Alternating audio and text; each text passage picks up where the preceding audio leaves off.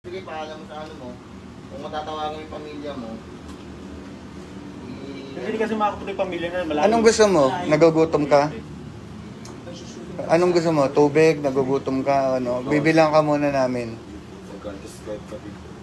Kape. Kailangan mo na lang yan.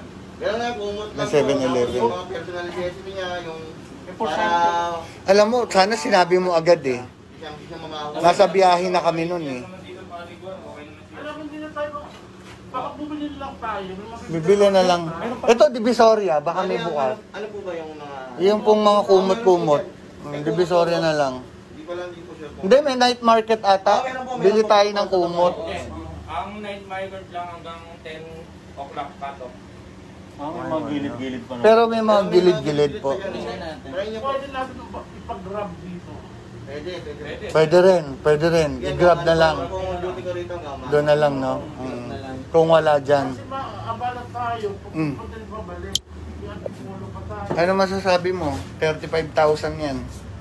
Ayun, sa lahat po ng mga nanonood po, ayan, totoo po talaga ito. Pero po, hindi ko din po gusto itong nangyari sa akin. At ilang beses na po ako nagsasabi ng sorry sa aking ex-girlfriend. And then, okay naman po ako, wala naman po kayo nakikita ng mga lumalabas sa akin ng mga issue. Kasi tumigil na po ako, nasa bahay na lang po ako. And then, ayun nga po, hindi na din ako nakakapunta sa management namin. Kasi, Hindi, ganito, Sander. Wala kang kasalanan pa na napapatunayan, okay? This is just a part of the process. opo. Hindi yan napatunayan, hindi yan kasalanan. Hindi ka nakulong dahil guilty ka. Opo. So may karapatan ka pang patunayan sa korte kung nagkasala ka talaga o hindi. Opo. Okay? Pero sa 42,000 na nanonood, kung mapatunayan na totoo ka nagkasala, wala na kaming magagawa. Wala na. Nakamikol ka ba? Ito na yon. Wala na. Kasi batas na to eh. Batas na. Okay, so kayo po, guys, sa mga nanonood po, magpapasko na po. Ito po, Sanderford is paying the consequences, paying the pinagbabayaran niya na ang kasalanan niyang, kung may kasalanan man siya, pero bigyan po natin siya ng chance na kung madepensahan niya yung sarili niya. Tanggal lang ako naman. Okay. Huwag yung husgahan Sa totoo lang, guys, sinabi ko po sa inyo na, ako tatanungin kanina, ayoko na talaga eh. husga-husga kung nangyayari. Ayoko nang tulungan to. Sa totoo lang ito, sasabihin ko sa iyo, ayaw na kitang tulungan. Kami ni Vince, ayaw na. Pero si Petit nagsabi, tulungan natin, boss. Kumonsulta kami kay, kilala mo naman si Jojo, kumonsulta kami kay Jojo, kay Petit. Tutulong kami. Wala naman kaming choice eh. Pero sana, pagkatapos nito, matutunan mo na lahat. Opo. Promise po. Alam mo, kami, kung kami masama dito ka magpapasko. Bayaran yun, anong proseso? Makukulong pa siya ulit? Hindi, may temporary siya, di ba po? Ano naman po yan yung... Papiyansa, pansamantalang kalayaan habang naghihiring.